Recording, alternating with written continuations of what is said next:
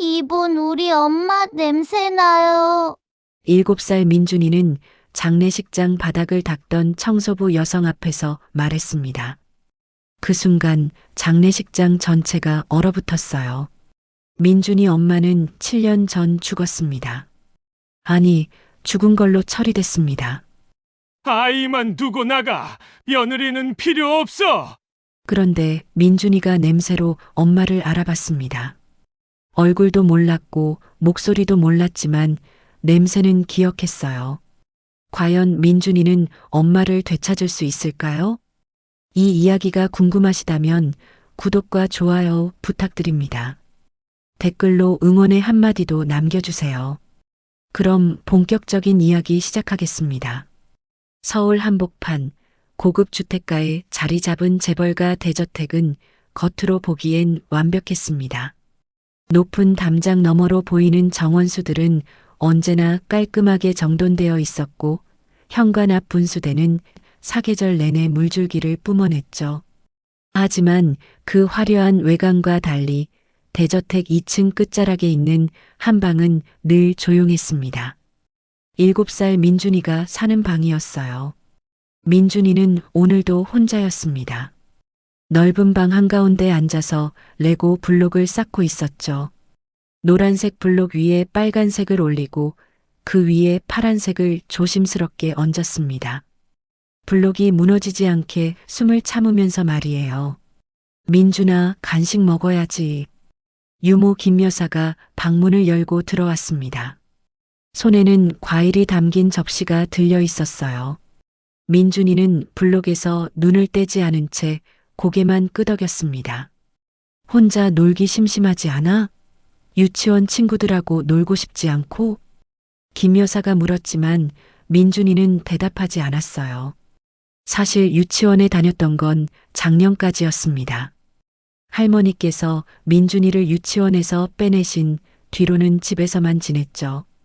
할머니 말씀으로는 밖에서 이상한 버릇을 배우면 안 된다고 하셨어요. 그래서 민준이의 하루는 늘 똑같았습니다. 아침에 일어나서 아침밥을 먹고 방에서 블록을 쌓거나 그림을 그렸어요. 점심을 먹고 나면 할머니께서 잠깐 들르셔서 한자를 가르쳐 주셨죠.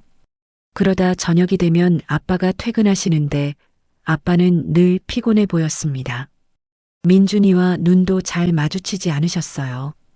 민준아, 엄마 생각나? 김 여사가 가끔 물어보곤 했습니다. 그럴 때마다 민준이는 고개를 갸웃거렸어요. 엄마라는 존재는 민준이에게 너무 멀고 흐릿했거든요. 엄마는 하늘나라에 계셔. 민준이 낳고 아프셨대. 그래서 하늘나라 가셨어. 김 여사는 늘 같은 말을 했습니다. 민준이는 그 말을 수도 없이 들었지만 실감이 나지 않았어요. 하늘나라가 어딘지도 몰랐고 엄마가 어떤 분인지도 알 수 없었으니까요. 민준이는 가끔 거실에 걸린 가족 사진을 올려다보곤 했습니다. 커다란 액자 속에는 할아버지, 할머니, 아빠, 그리고 어린 민준이가 찍혀 있었어요. 하지만 거기에 엄마는 없었습니다. 다른 사진들도 마찬가지였죠. 집안 곳곳에 걸린 사진 어디에도 엄마의 모습은 보이지 않았어요. 왜 엄마 사진은 없어요? 민준이가 한 번은 할머니께 물어본 적이 있었습니다. 할머니는 잠시 굳은 표정을 지으시더니 이렇게 말씀하셨어요. 사진 찍기 전에 돌아가셔서 그래. 민준이 얼굴도 제대로 못 보시고 가셨어. 그 말을 들은 민준이는 더 이상 묻지 않았습니다.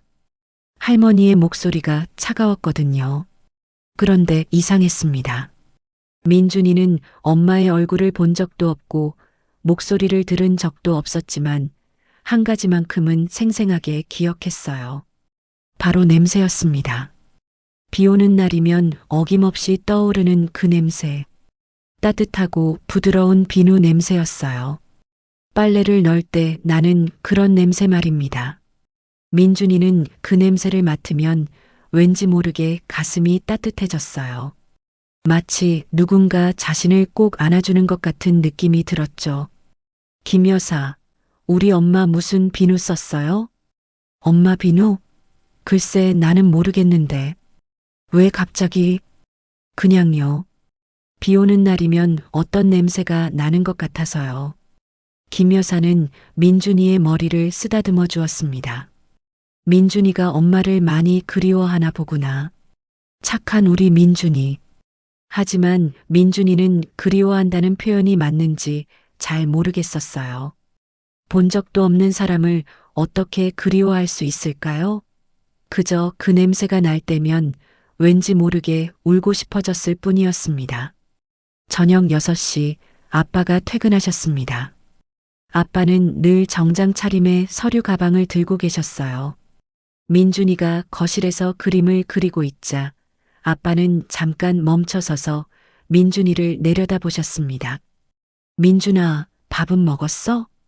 네, 아빠. 그래. 일찍 자야 한다. 그게 전부였습니다. 아빠는 그 말만 남기고 서재로 들어가셨어요. 민준이는 아빠가 자신을 안아준 기억이 거의 없었습니다. 손을 잡아준 적도 별로 없었죠. 밤이 되면 민준이는 혼자 침대에 누웠습니다. 천장을 바라보면서 오늘도 같은 생각을 했어요. 엄마는 정말 어디 계실까? 하늘나라는 멀까? 거기서 나를 보고 계실까? 그러다 문득 비 오는 날의 그 냄새가 떠올랐습니다. 민준이는 이불을 코에 대고 킁킁 맡아봤어요. 하지만 이불에서는 세탁소 냄새만 났습니다. 그 따뜻한 비누 냄새는 나지 않았죠. 민준이는 눈을 감았습니다. 그리고 상상했어요. 만약 엄마를 만난다면 가장 먼저 뭘 물어볼까? 엄마는 어떤 목소리일까? 엄마 손은 따뜻할까? 하지만 상상은 거기까지였습니다. 엄마의 얼굴이 떠오르지 않았으니까요. 민준이가 아는 엄마는 오직 그 냄새뿐이었습니다. 그날 밤도 민준이는 그렇게 혼자 잠이 들었습니다. 넓은 방, 커다란 침대, 하지만 아무도 없는 그곳에서 말이에요. 그렇게 평범한 일상이 이어지던 어느 날 집안 분위기가 갑자기 달라졌습니다. 아침 일찍부터 사람들이 바쁘게 움직였어요. 평소에는 조용하던 대저택이 술렁거리기 시작했죠. 민준이는 방문을 조금 열고 복도를 내다봤습니다. 검은 옷을 입은 사람들이 오가고 있었어요. 오늘은 밖에 나가면 안 돼. 알았지? 김 여사가 민준이 방으로 들어와 단단히 일렀습니다. 목소리가 평소보다 더 엄격했어요. 왜요? 무슨 일 있어요? 증조 할아버지께서 돌아가셨단다. 오늘 장례식이야. 민준이는 고개를 갸웃거렸습니다. 증조 할아버지는 민준이가 태어나기 전부터 병원에 계셨다고 들었어요. 한 번도 본 적이 없는 분이었죠. 그런데 왜 집안이 이렇게 난리인지 이해가 되지 않았습니다. 정오쯤 되자 할머니께서 민준이 방에 들어오셨습니다. 할머니는 온통 검은색 한복을 입고 계셨어요. 평소에 화려한 옷을 즐겨 입으시던 할머니의 모습과는 너무 달랐습니다. 민준아, 옷 갈아입어야 한다. 할머니가 준비해뒀어. 침대 위에는 민준이 사이즈의 검은색 정장이 놓여 있었습니다.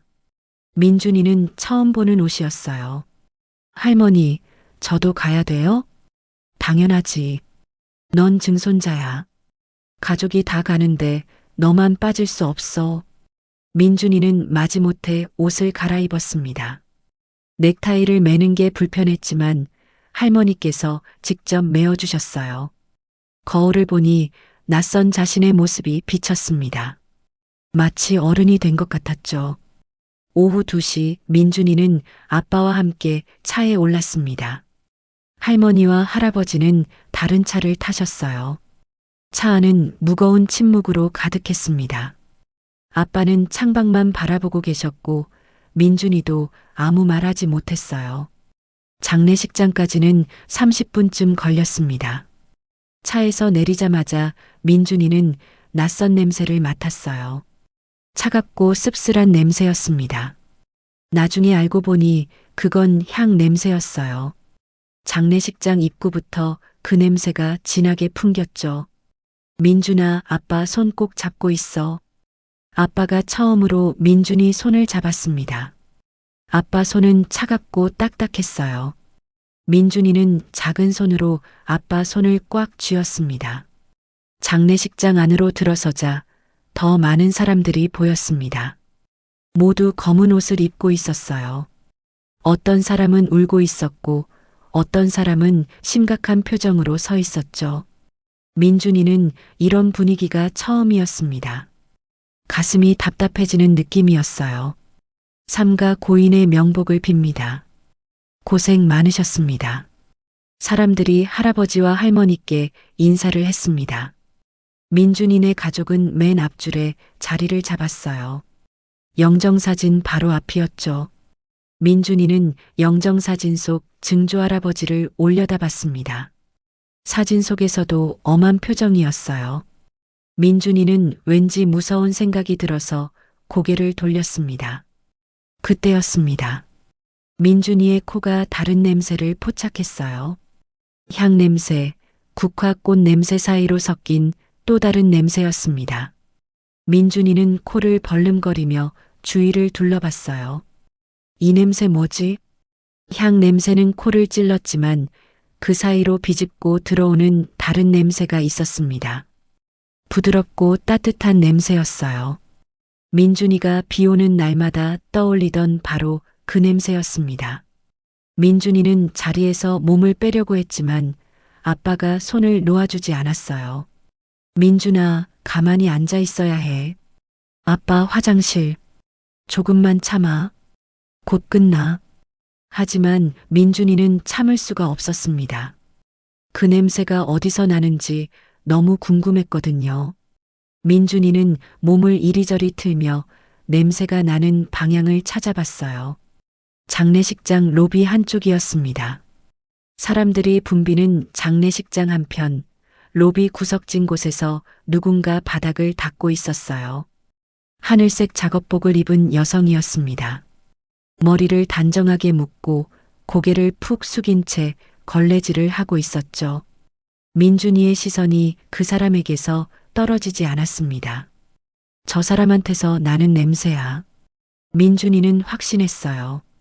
비 오는 날 맡던 그 따뜻한 비누 냄새가 저 사람한테서 나고 있었습니다. 향 냄새와 국화 냄새 사이를 뚫고 민준이의 코끝까지 전해지는 그 냄새였어요. 심장이 두근거리기 시작했습니다. 가슴 어디선가 무언가가 울컥 올라왔어요. 민준이는 이유를 알 수 없었지만 눈물이 날 것 같았습니다. 조문객들이 계속 들어왔습니다. 장례식장은 점점 더 사람들로 붐볐어요. 하지만 민준이 눈에는 오직 저 멀리 바닥을 닦고 있는 여성만 보였습니다. 여성은 한 번도 고개를 들지 않았어요. 묵묵히 걸레를 빨고 또 바닥을 닦았죠. 마치 자신의 존재를 지우려는 것처럼 조용히 움직였습니다. 왜 저 사람한테서 엄마 냄새가 날까? 민준이는 혼란스러웠습니다. 김 여사가 말했던 것처럼 엄마는 하늘나라에 계신다고 했는데 어떻게 저 사람한테서 엄마 냄새가 날 수 있을까요? 민준이의 작은 머리로는 이해할 수 없었어요. 민준아, 뭘 그렇게 봐? 아빠가 민준이를 내려다봤습니다. 민준이는 손가락으로 로비 쪽을 가리켰어요. 저기 저 사람. 하지만 아빠는 민준이 손을 내렸습니다. 남손가락질 하는 거 아니야, 예의 없게. 민준이는 입을 다물었지만 시선은 여전히 그쪽을 향하고 있었습니다. 냄새는 점점 더 진해지는 것 같았어요. 아니, 어쩌면 민준이의 코가 더 예민해진 건지도 몰랐습니다. 장례식 순서가 진행되는 동안에도 민준이는 계속 그 여성을 바라봤어요. 여성은 여전히 고개를 숙인 채 일을 하고 있었습니다. 하지만 민준이는 느낄 수 있었어요. 저 사람도 자신을 의식하고 있다는 걸 말이에요. 여성의 손이 미세하게 떨리고 있었습니다. 걸레를 쥔 손에 힘이 들어가 있었어요. 마치 무언가를 필사적으로 참고 있는 것처럼 보였죠. 민준이의 가슴이 더 세게 뛰었습니다. 이유는 모르겠지만 저 사람한테 가야 할 것 같았어요. 가서 냄새를 더 가까이서 맡아야 할 것 같았습니다. 가야 해. 저 사람한테 가야 해. 민준이는 아빠 손을 빼려고 애썼지만 아빠의 손아귀는 단단했습니다. 하지만 민준이는 포기하지 않았어요. 그 냄새가 민준이를 부르고 있었으니까요. 장례식 순서가 한창 진행되고 있었습니다. 스님의 연불 소리가 장례식장 안을 가득 채웠어요. 하지만 민준이 귀에는 아무것도 들리지 않았습니다. 오직 그 냄새만 민준이를 사로잡고 있었죠. 민준이는 더 이상 참을 수 없었습니다. 아빠 손을 잡고 있던 작은 손에 힘을 주었어요. 그리고 슬며시 빼기 시작했죠. 민준아. 아빠가 나지막이 불렀지만 민준이는 이미 자리에서 일어나고 있었습니다. 주변 사람들의 시선이 민준이에게 쏠렸어요. 하지만 민준이는 아랑곳하지 않았습니다. 어디 가니, 민준아? 김 여사가 급히 손을 뻗었지만 민준이는 이미 복도 쪽으로 걸어가고 있었어요. 작은 발걸음이었지만 단호했습니다. 민준이 눈에는 오직 로비 구석에서 바닥을 닦고 있는 여성만 보였죠. 조문객들 사이를 비집고 지나갔습니다. 어른들의 다리 사이로, 검은 옷자락 사이로 민준이는 천천히 걸어갔어요. 한 걸음 한 걸음 가까워질수록 그 냄새는 더 진해졌습니다. 저기 애가 왜 저래? 쟤 누구 집 아이야? 사람들이 수군거렸지만 민준이는 듣지 못했습니다. 아니, 들었다고 해도 상관없었을 거예요. 민준이의 온 신경은 그 냄새에 집중되어 있었으니까요. 할머니가 자리에서 일어났습니다. 민준이, 당장 돌아오거라. 할머니의 날카로운 목소리가 장례식장을 울렸어요. 하지만 민준이는 멈추지 않았습니다. 로비까지는 이제 몇 발자국 남지 않았어요. 여성은 여전히 고개를 숙인 채 걸레질을 하고 있었습니다. 하지만 민준이는 알 수 있었어요. 여성의 어깨가 미세하게 떨리고 있다는 걸 말이에요. 걸레를 쥔 손도 계속 떨렸습니다. 민준이가 여성 앞 3미터쯤 떨어진 곳에 멈춰 섰습니다. 이제 냄새가 확실했어요. 비 오는 날 맡던 그 따뜻한 비누 냄새, 민준이가 평생 잊지 못할 그 냄새가 저 사람한테서 나고 있었습니다. 민준아, 거기서 뭐하니? 김 여사가 달려왔습니다. 민준이 팔을 잡으려 했지만 민준이는 재빨리 한 걸음 앞으로 나아갔어요. 그 순간이었습니다. 여성이 천천히 고개를 들었어요. 민준이와 여성의 눈이 마주쳤습니다. 시간이 멈춘 것 같았어요. 장례식장의 모든 소리가 사라졌습니다. 스님의 연불 소리도, 사람들의 수군거림도, 김 여사의 외침도 들리지 않았죠. 민준이는 여성의 얼굴을 빤히 바라봤습니다. 여성은 40 정도로 보였어요. 수수한 얼굴이었지만 눈가에 주름이 깊게 패여 있었습니다. 마치 오랫동안 많이 울었던 사람처럼 보였죠. 입술은 바짝 말라 있었고 얼굴은 창백했어요. 하지만 민준이가 본 건 그게 아니었습니다. 여성의 눈이었어요. 그 눈 속에서 민준이는 뭔가를 봤습니다. 슬픔, 그리움, 후회, 그리고 말할 수 없는 아픔이 가득 담겨 있었어요. 여성은 민준이를 보면서 눈물을 참고 있었습니다.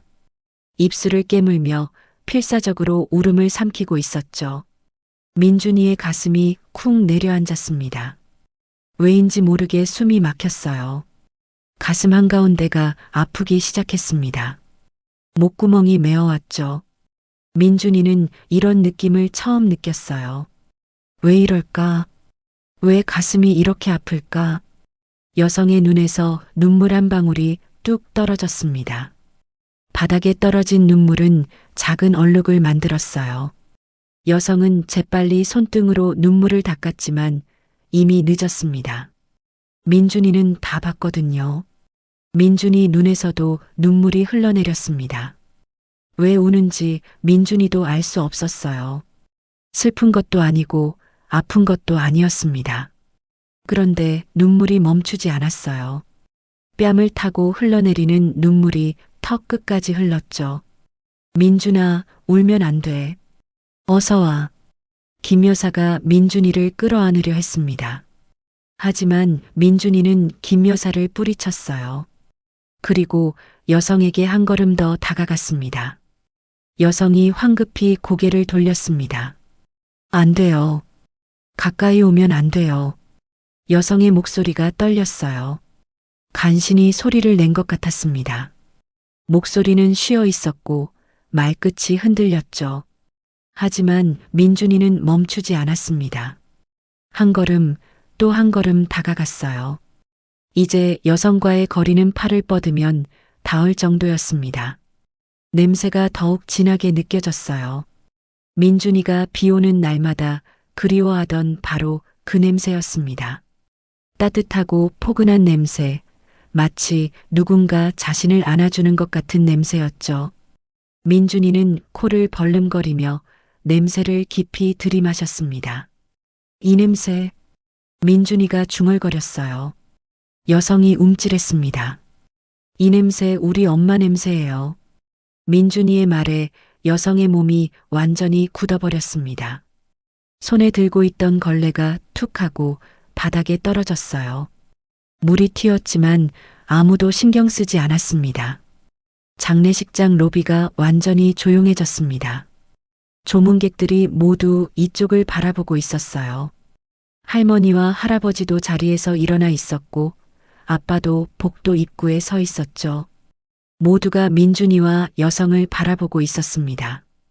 여성은 고개를 들지 못했어요. 온몸이 떨리고 있었습니다. 두 손으로 얼굴을 가렸지만 손가락 사이로 눈물이 흘러내렸죠. 민준이는 알 수 없었습니다. 왜 저 사람이 우는지, 왜 사람들이 모두 이렇게 조용해졌는지, 왜 자신의 가슴이 이렇게 아픈지 말이에요. 하지만 한 가지는 확실했어요. 저 냄새는 엄마 냄새였습니다. 민준이가 평생 기억해온 단 하나 남은 엄마의 흔적이었죠. 민준이는 작은 손을 뻗었습니다. 여성의 옷자락을 살짝 잡았어요. 여성이 깜짝 놀라 민준이를 봤습니다. 저 이 냄새가 좋아요. 이 냄새 맡으면 가슴이 따뜻해져요. 민준이의 순수한 말에 여성이 입을 가렸습니다. 흐느낌이 터져 나왔어요. 참고 참았던 울음이 결국 터지고 말았습니다. 그 순간 할머니가 급히 달려왔습니다. 당장 저 아이 데리고 나가. 할머니의 날카로운 명령이 떨어졌어요. 경호원 2명이 재빨리 움직였습니다. 경호원 2명이 민준이에게 다가왔습니다. 덩치 큰 남자들이 작은 민준이를 둘러쌌어요.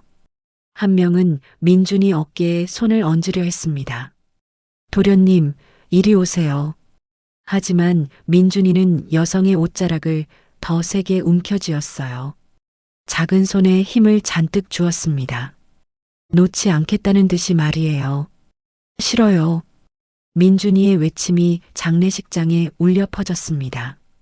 7살 아이의 목소리치고는 컸어요. 평소 조용하던 민준이가 이렇게 소리를 지른 건 처음이었습니다. 경호원이 난처한 표정을 지었어요. 할머니가 다시 명령했습니다. 뭘 하고 있어? 빨리 데리고 나가라고. 경호원이 민준이의 팔을 잡으려 했습니다. 하지만 민준이는 몸을 비틀며 저항했어요. 여성도 당황해서 몸을 뒤로 빼려 했지만 민준이가 옷자락을 놓지 않았죠. 놓아요. 놓으라고요. 민준이가 소리쳤습니다. 눈물이 줄줄 흘러내렸어요. 민준이는 왜 이렇게 필사적인지 스스로도 이해할 수 없었습니다. 그저 이 사람을 놓치면 안 된다는 생각뿐이었어요. 조문객들이 웅성거리기 시작했습니다. 저게 무슨 일이야? 재벌집 손자가 왜 저러는 거야? 저 여자는 누구지? 사람들의 시선이 민준이와 여성에게 집중됐어요. 스마트폰을 꺼내 사진을 찍는 사람도 있었습니다. 장례식장은 순식간에 구경거리가 되어버렸죠. 그때 아빠가 급히 다가왔습니다. 아빠는 민준이를 안아 들어 올리려 했어요. 민준아, 그만해. 아빠 말 들어야지. 하지만 민준이는 발버둥을 쳤습니다. 아빠 품에서 빠져나가려고 온 힘을 다했어요. 민준이 얼굴이 빨개졌습니다. 숨이 차올랐죠. 아빠.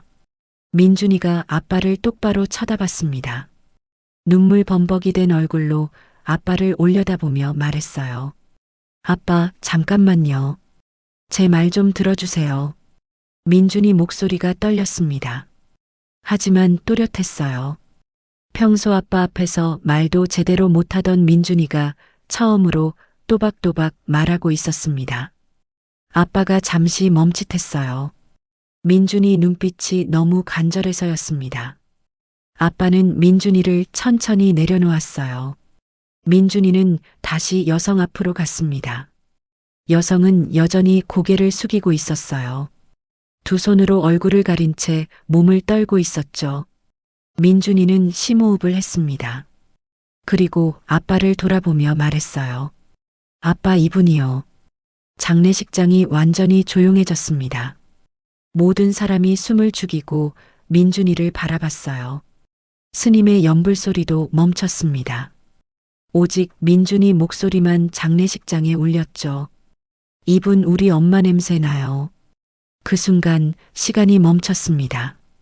장례식장 로비가 완전히 얼어붙었어요. 아무도 움직이지 않았습니다. 아무도 말하지 않았죠. 심지어 숨소리조차 들리지 않았어요. 민준이는 확신에 차 있었습니다. 작은 목소리였지만 흔들림이 없었어요. 제가 기억하는 엄마 냄새예요. 비 오는 날마다 생각나던 그 냄새요. 이분한테서 똑같은 냄새가 나요. 사람들의 시선이 일제히 여성에게 쏠렸습니다.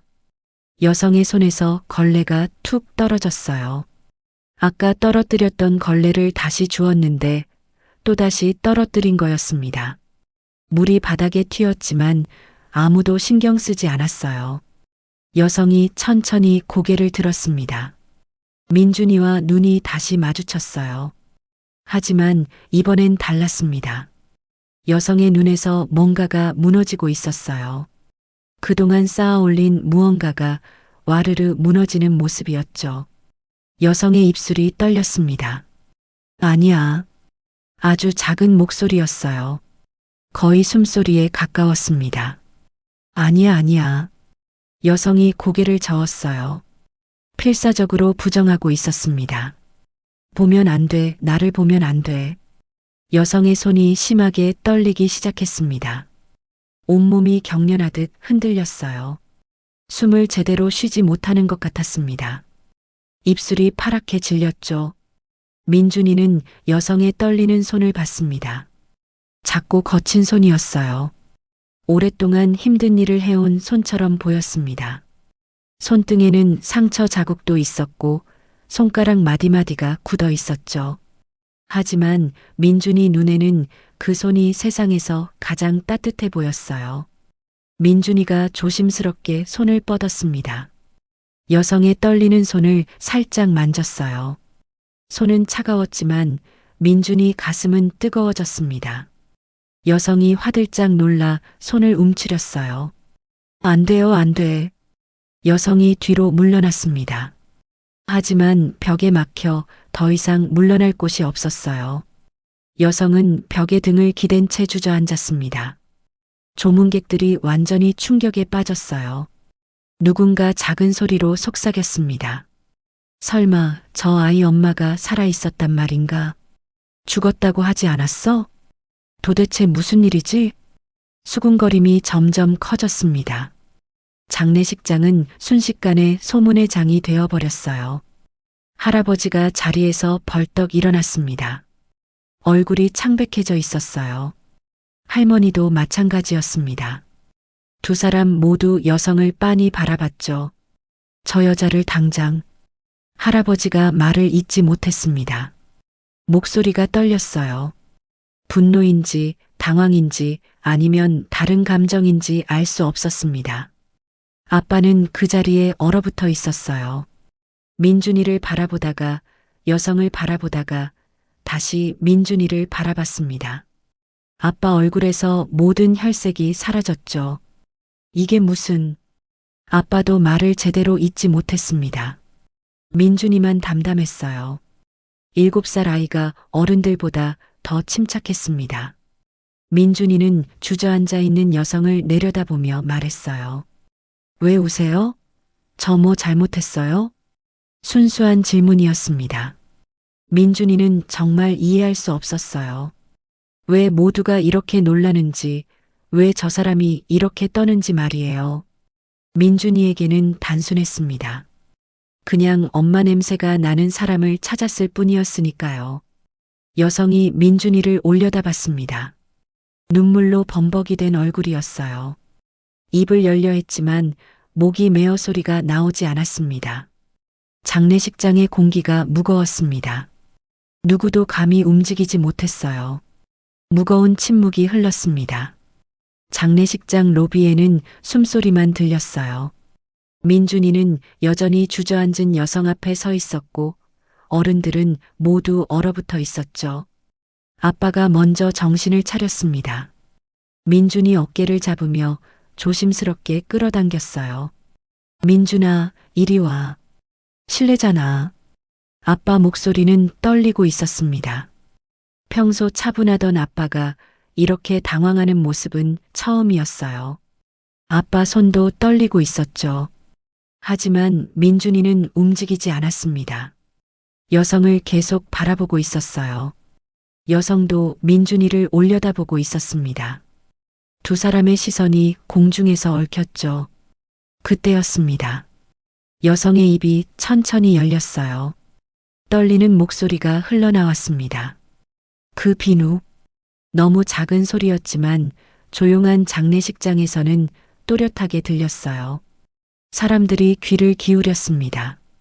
그 비누 아기 낳고 나서도 여성의 목소리가 점점 커졌어요.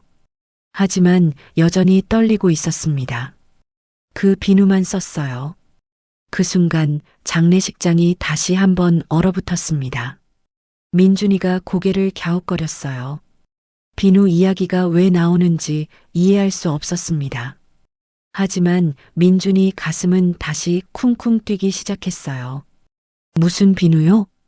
민준이가 순진하게 물었습니다. 여성이 눈을 감았어요. 눈물이 주르르 흘러내렸죠.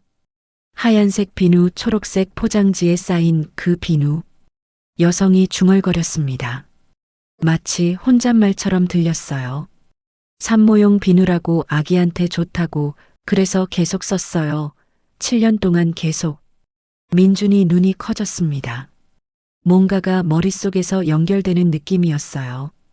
그 비누 냄새, 비 오는 날 빨래에서 나던 그 냄새가 바로 저 비누였던 걸까요? 장례식장 한쪽에서 할아버지가 이 광경을 지켜보고 있었습니다.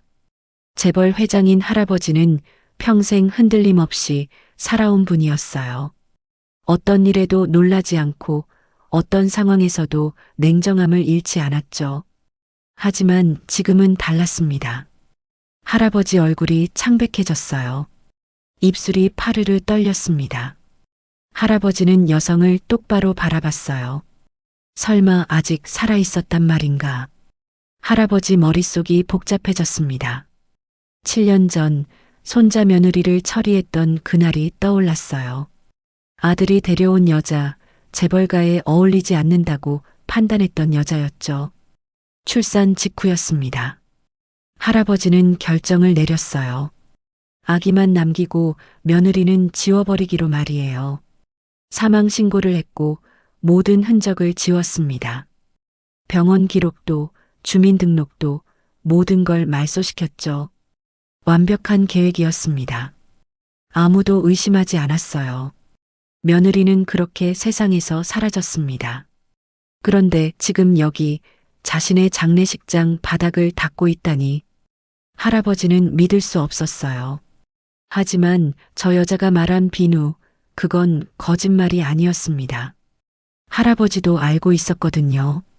며느리가 임신했을 때 그 비누를 썼다는 걸 말이에요. 할머니가 할아버지 팔을 잡았습니다. 여보. 할머니 목소리도 떨리고 있었어요. 할머니 역시 모든 걸 알고 있었습니다. 7년 전 며느리를 내쫓은 일, 사망 처리한 일, 모든 것을 말이에요. 저 여자를. 할아버지가 입을 열었습니다.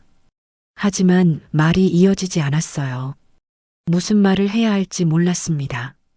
조문객들이 웅성거리기 시작했어요. 저 여자가 진짜 며느리였다는 거야? 죽었다고 하지 않았나? 도대체 무슨 일이 있었던 거지? 소문은 순식간에 퍼져나갔습니다. 스마트폰으로 사진을 찍는 사람들이 늘어났어요. 영상을 찍는 사람도 있었죠. 할아버지가 경호 실장을 불렀습니다. 이봐. 차갑고 단호한 목소리였어요. 평소 할아버지 목소리였습니다. 하지만 손은 떨리고 있었죠. 저 여자를 밖으로 데리고 나가. 경호실장이 고개를 끄덕였습니다. 경호원 4명이 재빨리 움직였어요. 민준이와 여성을 둘러쌌습니다. 비켜주십시오. 경호원 1명이 민준이를 밀어냈습니다. 다른 경호원이 여성의 팔을 잡았어요. 이리 일어나시죠. 여성이 저항했습니다. 몸을 비틀며 빠져나가려 했어요. 하지만 경호원의 힘을 당해낼 수 없었습니다. 놓아요. 제발. 여성이 애원했습니다. 하지만 경호원들은 들은 척도 하지 않았어요. 여성을 억지로 일으켜 세웠습니다. 민준이가 그 광경을 봤어요. 저 사람들이 엄마 냄새 나는 사람을 끌고 가려 한다는 걸 깨달았습니다. 안 돼요. 민준이가 소리쳤습니다. 경호원 다리를 붙잡았어요. 작은 팔로 꽉 껴안았죠. 놓지 마세요. 저 사람 데리고 가지 마세요. 민준이 목소리가 울음으로 변했습니다. 눈물이 터져 나왔어요. 목이 메어 제대로 말할 수 없었지만 민준이는 계속 소리쳤습니다. 싫어요. 싫다고요. 경호원이 난처한 표정을 지었어요. 하지만 할아버지 명령을 거역할 수 없었습니다. 민준이를 조심스럽게 떼어내려 했죠. 도련님, 비켜주세요. 하지만 민준이는 더 세게 매달렸습니다. 온 힘을 다해 경호원 다리를 붙잡았어요. 민준이 얼굴이 새빨개졌습니다. 저 사람 냄새가 없으면. 민준이가 흐느끼며 말했습니다. 저 사람 냄새가 없으면 숨이 막혀요. 그 순간 장례식장이 다시 조용해졌습니다. 민준이 절규가 모든 사람의 가슴을 찔렀어요. 7살 아이가 왜 이렇게까지 매달리는지 사람들은 이해하기 시작했습니다. 아빠가 민준이에게 다가갔어요. 무릎을 꿇고 민준이와 눈높이를 맞췄습니다. 민준아. 아빠 목소리가 떨렸어요. 아빠 눈에도 눈물이 맺혀 있었습니다. 평생 처음 보는 아빠의 눈물이었어요. 아빠 제발. 민준이가 아빠를 바라봤습니다. 눈물 범벅이 된 얼굴로 애원했어요. 저 사람 보내지 마세요. 저 냄새만 있으면 안 외로워요. 아빠가 민준이를 꼭 안았습니다. 처음으로 민준이를 제대로 안아준 거였어요. 아빠 품은 따뜻했습니다. 여성은 경호원들에게 끌려가고 있었어요. 하지만 계속 뒤를 돌아봤습니다. 민준이를 보며 눈물을 흘렸죠. 미안해, 정말 미안해. 여성의 목소리가 멀어졌습니다. 경호원들이 여성을 로비 밖으로 끌고 나갔어요. 민준이는 아빠 품에서 몸부림쳤습니다. 안 돼요. 돌아와요. 하지만 여성은 이미 보이지 않았습니다. 장례식장 밖 후문 쪽 주차장이었습니다. 경호원들이 여성을 그곳까지 끌고 왔어요. 차가운 시멘트 바닥 위에 여성을 내려놓고는 돌아갔습니다. 여성은 그 자리에 주저앉았어요. 다리에 힘이 풀려 일어설 수가 없었습니다. 온몸이 후들거렸어요. 손이 떨리고 입술이 파르르 떨렸죠. 숨을 제대로 쉴 수 없었습니다. 민준이. 여성의 머릿속은 온통 아이 생각뿐이었어요. 방금 전 본 아이의 얼굴, 눈물 흘리던 모습, 자신의 옷자락을 붙잡던 작은 손이 생생했습니다. 7년 만에 본 아이였어요. 아니, 정확히 말하면 처음 본 거나 마찬가지였습니다. 여성은 민준이가 태어났을 때 단 한 번 안아봤을 뿐이었거든요. 그것도 몇 분도 안 되는 짧은 시간이었죠. 눈물이 멈추지 않았습니다. 여성은 얼굴을 두 손으로 감싸며 흐느꼈어요. 참았던 울음이 터져 나왔습니다. 7년이나. 여성의 이름은 이수연이었습니다.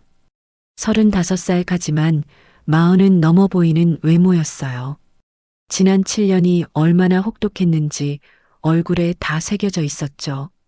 수연이는 천천히 과거를 떠올렸습니다. 7년 전 28살이었던 수연이는 사랑하는 사람과 결혼했어요. 남편은 재벌가 아들이었지만 수연이는 평범한 집안 출신이었습니다. 시댁에서 결혼을 반대했지만 남편이 끝까지 고집을 부렸죠. 결국 결혼은 했습니다. 하지만 시댁 식구들은 수연이를 며느리로 인정하지 않았어요. 특히 시아버지, 재벌 회장은 수연이를 한 번도 제대로 쳐다보지 않았습니다. 그래도 수연이는 견뎠어요. 남편이 있었으니까요. 남편은 수연이를 지켜주겠다고 약속했습니다. 하지만 임신을 하면서 모든 게 달라졌어요. 시아버지는 손주를 원했습니다. 하지만 며느리는 원하지 않았어요. 아이만 낳으면 며느리는 필요 없다는 게 시아버지 생각이었죠. 출산 날이 다가왔습니다. 수연이는 병원에 입원했어요. 진통이 시작됐고 10시간이 넘는 고생 끝에 아이를 낳았습니다. 아들이었어요. 축하합니다. 건강한 아드님이에요. 간호사가 아기를 안겨줬습니다. 수연이는 아기를 품에 안았어요. 그 순간을 평생 잊을 수 없었습니다. 따뜻하고 보드라운 아기, 작은 손가락, 가늘게 뜬 눈이 너무나 사랑스러웠죠. 민준아, 엄마가 지켜줄게. 평생 엄마가 곁에 있을게.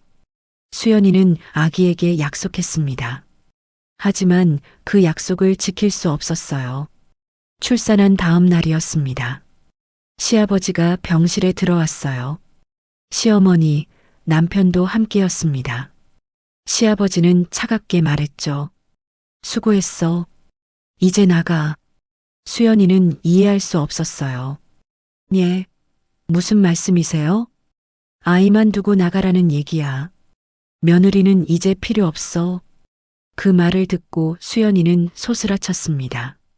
안 돼요. 제 아이예요. 제가 낳은 아이라고요. 하지만 시아버지는 냉정했습니다. 내가 낳았지만 우리 핏줄이지.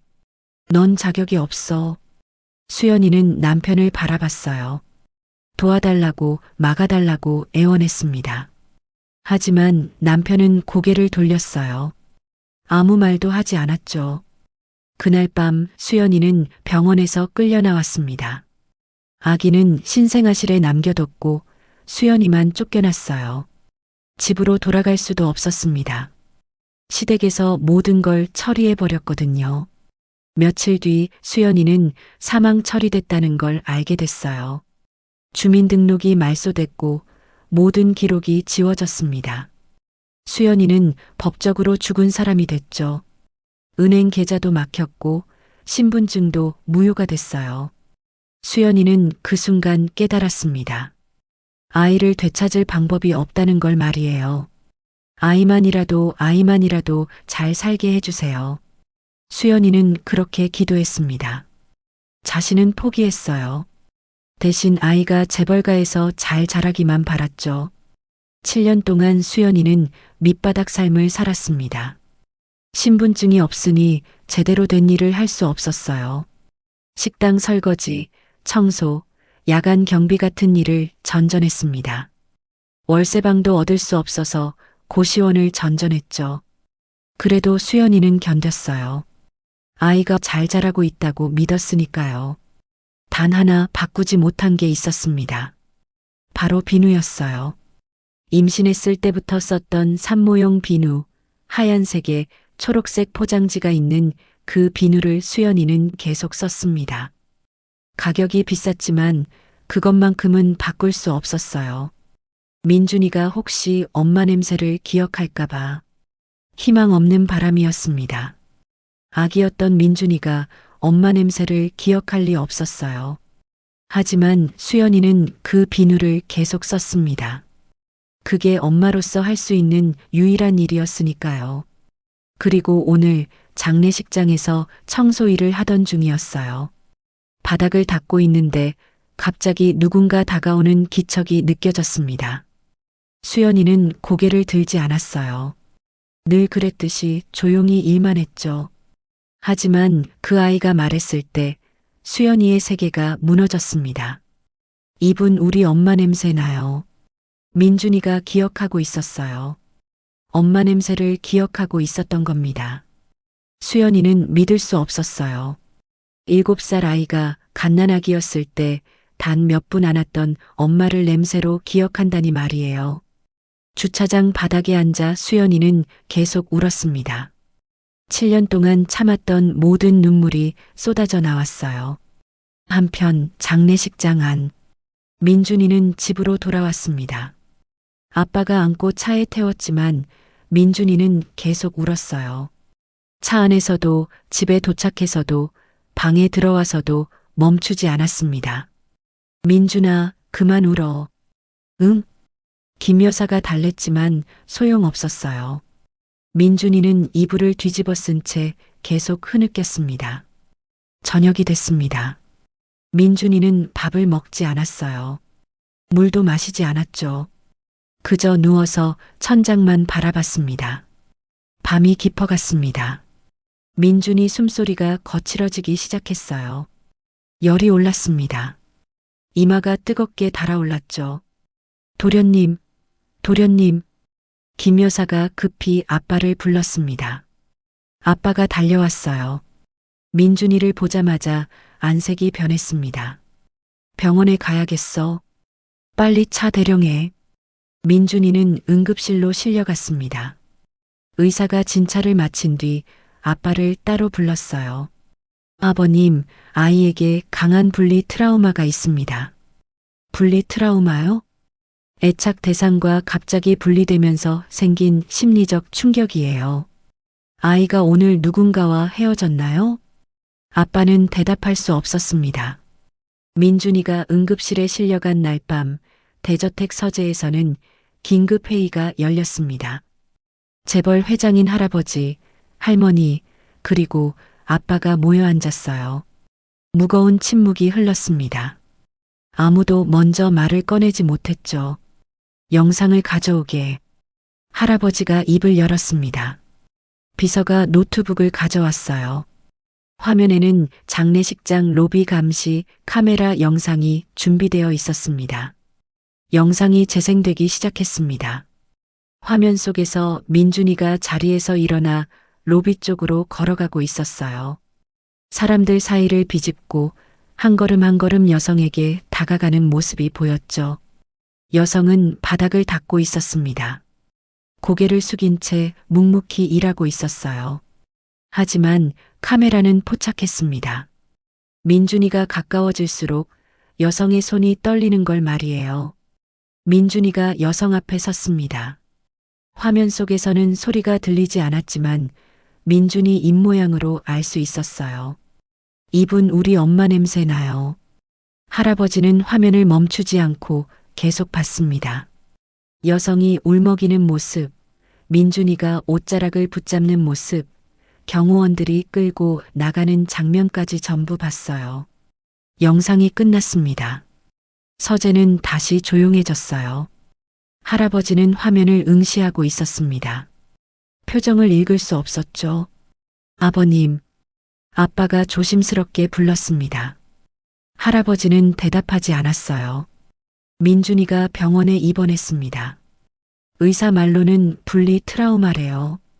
할아버지가 천천히 고개를 돌렸습니다. 트라우마? 엄마와 헤어진 충격이라고 합니다. 아이가 기억하고 있었어요. 엄마를 말이에요. 할아버지 얼굴이 굳어졌습니다. 7살 아이가 갓난아기였을 때 엄마를 기억한다는 게 말이 되나? 냄새로 기억했답니다. 의사가 말하길 후각 기억은 평생 남는데요. 특히 생후 초기에 각인된 냄새는 절대 잊히지 않는다고 합니다. 할머니가 손수건으로 눈가를 닦았습니다. 그래서 이제 어쩌자는 거예요? 저 여자를 다시 들릴 순 없잖아요. 아빠가 할머니를 바라봤어요. 어머니, 민준이가 죽을 수도 있어요. 의사가 그러는데 계속 이 상태면 위험하대요. 그건 그렇지만 할머니가 말을 잇지 못했습니다. 할아버지는 창밖을 내다보고 있었어요. 밤하늘에 별이 총총했습니다. 영상을 다시 틀어보게. 비서가 다시 영상을 재생했습니다. 이번엔 여성의 얼굴을 확대해서 봤어요. 민준이를 바라보는 여성의 눈빛이 화면에 크게 비쳤습니다. 그 눈에는 사랑이 가득했어요. 슬픔과 그리움, 후회와 미안함이 뒤섞인 눈빛이었죠. 할아버지는 그 눈을 봤습니다. 오랫동안 화면을 응시했어요. 수연이었지. 할아버지가 중얼거렸습니다. 7년 전 내가 내쫓은 며느리 말이야. 아무도 대답하지 않았습니다. 할아버지는 계속 말했어요. 사망 처리했는데 살아있었구나. 할아버지 목소리가 떨렸습니다. 평생 흔들림 없던 목소리가 처음으로 흔들렸어요. 내가 손주에게서 엄마를 빼앗은 거였어. 아빠가 아버지를 바라봤습니다. 할아버지 눈가가 붉어져 있었어요. 이 아이는 내 손주야. 할아버지가 민준이를 가리켰습니다. 화면 속에서 울고 있는 민준이를 말이에요. 내 손주가 7년 동안 엄마 없이 자랐어. 엄마 얼굴도 모르고 목소리도 모르고 오직 냄새로만 기억하면서 살았다고. 할아버지가 책상을 탁 쳤습니다. 노트북이 덜컹거렸어요. 내가 뭘 한 거야? 대를 잇기 위해서라며 재벌가를 지키기 위해서라며. 할아버지 목소리가 거칠어졌습니다. 너무 많은 걸 죽였구나. 너무 많은 걸. 할머니가 일어섰습니다. 여보, 진정하세요. 이미 지나간 일이에요. 지나간 일이라고? 할아버지가 할머니를 똑바로 봤어요. 손주가 지금 병원에 누워 있어. 엄마를 찾는다며 울고 있다고. 이게 지나간 일이요? 할머니는 더 이상 말하지 못했습니다. 다음 날 아침이었습니다. 할아버지는 비서를 시켜 수연이를 찾아냈어요. 7년 동안 수연이 어떻게 살았는지 모두 조사했습니다. 고시원 생활, 야간 청소 일, 식당 설거지, 신분증 없이 떠돌던 삶이 보고서에 빼곡히 적혀 있었어요. 할아버지는 보고서를 읽으며 입술을 깨물었습니다. 데려오게. 지금 당장. 비서가 수연이를 모셔왔습니다. 수연이는 여전히 청소부 작업복을 입고 있었어요. 머리는 헝클어져 있었고 얼굴은 피곤해 보였죠. 대저택 응접실에 수연이가 들어섰습니다. 할아버지가 소파에 앉아 있었어요. 수연이는 문 앞에 서서 고개를 숙였습니다. 앉으시오. 할아버지가 말했지만 수연이는 서 있었어요. 앉으라니까요. 수연이가 조심스럽게 소파 끝에 앉았습니다. 고개는 여전히 숙이고 있었죠. 고개 드시오. 수연이가 천천히 고개를 들었습니다. 할아버지와 눈이 마주쳤어요. 7년 동안 어떻게 살았소? 수연이는 대답하지 않았습니다. 할아버지가 보고서를 내밀었어요. 다 조사했소. 고시원, 야간 청소, 신분증도 없이 말이오. 수연이 입술이 떨렸습니다. 제가 무슨 말을 하길 원하세요? 할아버지가 말했습니다. 민준이가 병원에 있소. 당신을 찾고 있소. 수연이 눈이 커졌어요. 민준이가 분리 트라우마래요. 엄마와 헤어진 충격 때문이라고 하더군. 수연이 눈에서 눈물이 흘러내렸습니다. 제발 민준이를 살려주세요. 제가 다시는 안 나타날게요. 그러니 민준이만 돌아올 생각 없소? 할아버지가 물었습니다. 수연이는 고개를 저었어요. 저는 돌아갈 자격이 없어요. 다만 수연이가 두 손을 모았습니다. 아이가 엄마 냄새를 잊지 않게만 해주세요. 가끔 멀리서라도 볼 수 있게 해주세요. 할아버지는 수연이를 한참 바라봤어요. 당신은 여전히 그 비누를 쓰고 있소? 수연이가 고개를 끄덕였습니다. 내 민준이가 혹시 기억할까봐. 어리석은 희망이었소. 할아버지가 말했습니다. 하지만 그 희망이 아이를 살렸소.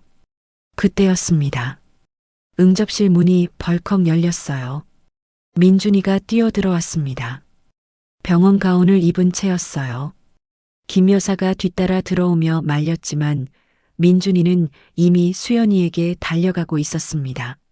엄마. 민준이가 수연이를 꼭 안았습니다. 수연이는 얼어붙었어요. 민준이 작은 몸이 자신의 품에 와닿는 순간 7년 동안 쌓았던 모든 벽이 무너졌습니다. 엄마. 민준이가 계속 불렀어요. 수연이는 떨리는 손으로 민준이를 안았습니다. 7년 만에 안아보는 아이였어요. 그날 이후로 석 달이 흘렀습니다. 가을이 깊어지고 있었어요. 대저택 정원의 나뭇잎들이 노랗게 빨갛게 물들었습니다. 대저택 2층 끝자락 민준이 방 옆에 작은 방이 하나 생겼어요. 원래는 창고로 쓰던 공간이었지만 지금은 수연이가 그곳에서 지내고 있었습니다. 오후 3시쯤 민준이가 학교에서 돌아왔어요. 엄마, 저예요. 가방을 내려놓자마자 수연이 방 문을 두드렸습니다. 수연이가 문을 열자 민준이가 활짝 웃으며 안겨왔어요. 엄마, 오늘 미술 시간에 선생님이 칭찬해 주셨어요. 정말? 우리 민준이 대단한데. 석 달 전과는 많이 달라진 모습이었습니다. 수연이 얼굴에 혈색이 돌았고 무엇보다 웃는 얼굴이 밝았어요. 민준이도 마찬가지였죠. 예전처럼 혼자 방에서 블록을 싸는 외로운 아이가 아니었습니다. 엄마, 이 냄새 계속 나죠? 민준이가 수연이 옷소매를 잡으며 코를 킁킁거렸어요. 수연이는 민준이를 끌어안았습니다. 응. 엄마는 어디 안 가? 그때였습니다. 노크 소리가 들렸어요. 문이 열리고 할아버지가 들어섰습니다. 수연이가 깜짝 놀라 벌떡 일어났어요. 석 달 동안 할아버지가 이 방에 온 건 처음이었습니다. 민준이도 놀란 표정으로 할아버지를 바라봤죠. 할아버지. 할아버지는 한참 수연이를 바라봤습니다. 그리고 천천히 입을 열었어요. 저녁 식사 함께 하시오. 수연이 눈이 커졌습니다. 믿을 수 없다는 표정이었어요. 예. 가족끼리 따로 먹는 건 이상하지 않소. 오늘부터 함께 먹도록 하시오. 할아버지가 돌아서려는 순간 수연이가 급히 말했습니다. 회장님 감사합니다. 할아버지가 잠시 멈칫했어요. 하지만 대답 대신 문을 열고 나갔습니다. 등은 여전히 곧았지만 어딘가 무거워 보였죠. 민준이가 수연이 손을 잡아당겼어요. 엄마, 우리 같이 밥 먹는 거예요? 그런가 봐. 수연이 목소리가 떨렸습니다. 눈물이 핑 돌았어요. 7년 만에, 석 달 만에 드디어 가족의 식탁에 앉을 수 있게 된 거였습니다. 저녁 6시 식당이었습니다. 긴 식탁에 가족들이 모였어요. 할아버지, 할머니, 아빠, 민준이, 그리고 수연이까지. 수연이는 식탁 끝자리에 조심스럽게 앉았습니다. 할머니는 여전히 불편한 표정이었어요. 하지만 아무 말하지 않았죠. 할아버지가 결정한 일이었으니까요. 먹읍시다. 할아버지 한마디에 식사가 시작됐습니다. 처음에는 어색했어요. 숟가락 소리만 덩그러니 들렸죠. 민준이가 수연이 옆에 바짝 붙어 앉아 밥을 먹었습니다.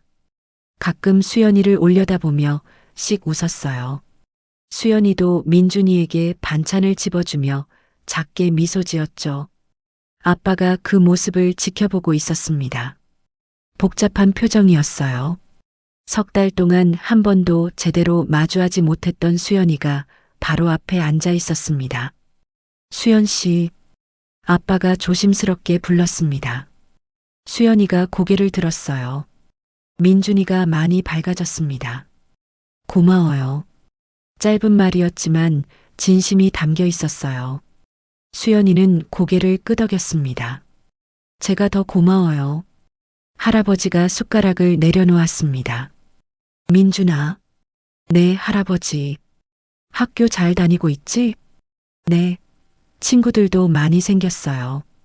엄마가 아침마다 같이 준비해 주시거든요. 민준이가 신나게 대답했어요. 할아버지가 수연이를 슬쩍 쳐다봤습니다. 그래, 잘 됐구나. 식사가 끝나고 민준이가 수연이 손을 잡았어요. 엄마, 우리 방 가요. 그래, 가자. 두 사람이 손을 잡고 계단을 올라갔습니다. 할아버지가 그 뒷모습을 지켜봤어요. 할머니가 할아버지 옆으로 다가왔습니다. 여보, 정말 괜찮은 거예요? 할아버지가 천천히 고개를 끄덕였습니다. 손주가 웃고 있소. 그걸로 됐소. 하지만 우리가 잘못했소. 7년 전의 말이요. 할아버지 목소리가 낮아졌어요. 손주에게서 엄마를 빼앗았소. 대를 잇는다는 명분으로 너무 많은 걸 파괴했어. 할머니는 더 이상 말하지 못했습니다. 2층 작은 방에서는 민준이와 수연이가 함께 있었어요. 민준이가 침대에 누웠습니다. 수연이가 옆에 누워 이불을 덮어줬죠. 엄마. 응? 오늘 할아버지가 우리 같이 밥 먹으라고 하셨어요. 이제 진짜 우리 가족인 거죠? 수연이가 민준이 머리를 쓰다듬었습니다. 응. 이제 진짜 가족이야. 그럼 엄마는 영원히 안 가는 거죠? 영원히 안 가. 약속할게. 민준이가 수연이 품에 파고들었어요. 수연이는 민준이를 꼭 안았습니다. 엄마 냄새 맡으니까 좋아요. 숨 쉴 수 있어요. 엄마도 민준이 안으니까 살아있는 것 같아. 민준이가 편안한 얼굴로 눈을 감았습니다. 곧 잠이 들었어요. 수연이는 민준이를 바라보며 생각했습니다. 재벌가는 완전히 바뀌지 않았어요. 할머니는 여전히 불편해했고 아빠도 여전히 어색했죠. 하지만 조금씩 달라지고 있었습니다. 할아버지가 식사에 초대했고 아빠가 고맙다고 말했어요. 작은 변화들이었지만 충분했습니다. 무엇보다 민준이가 있었어요. 민준이라는 아이 하나의 세계는 완전히 구원받았습니다. 수연이는 민준이 이마에 입맞춤했어요. 고마워, 민준아. 엄마를 기억해줘서, 엄마를 찾아줘서. 창밖에서 바람이 불어왔습니다. 낙엽이 바스락거리는 소리가 들렸어요. 사람은 얼굴을 잊어도 품과 냄새는 평생 기억합니다. 민준이가 기억한 건 엄마의 얼굴이 아니었어요. 엄마의 냄새였죠. 그 하나의 기억이 7년을 견디게 했고 결국 엄마를 되찾게 해줬습니다. 지워진 며느리의 인생은 아이의 한마디로 다시 살아났어요. 이분 우리 엄마 냄새 나요. 그 한마디가 모든 걸 바꿔놓았습니다. 밤은 깊어가고 작은 방에는 진짜 가족의 온기가 흐르고 있었습니다. 오늘 이야기는 여기까지입니다. 어떠셨나요? 오늘 이야기가 마음에 와닿으셨다면 구독과 좋아요 부탁드립니다. 댓글로 어떤 부분이 기억에 남으셨는지 들려주세요. 여러분의 댓글 하나하나가 다음 이야기를 만드는 큰 힘이 됩니다. 오늘도 함께 해주셔서 감사합니다. 다음 이야기도 기대해 주세요.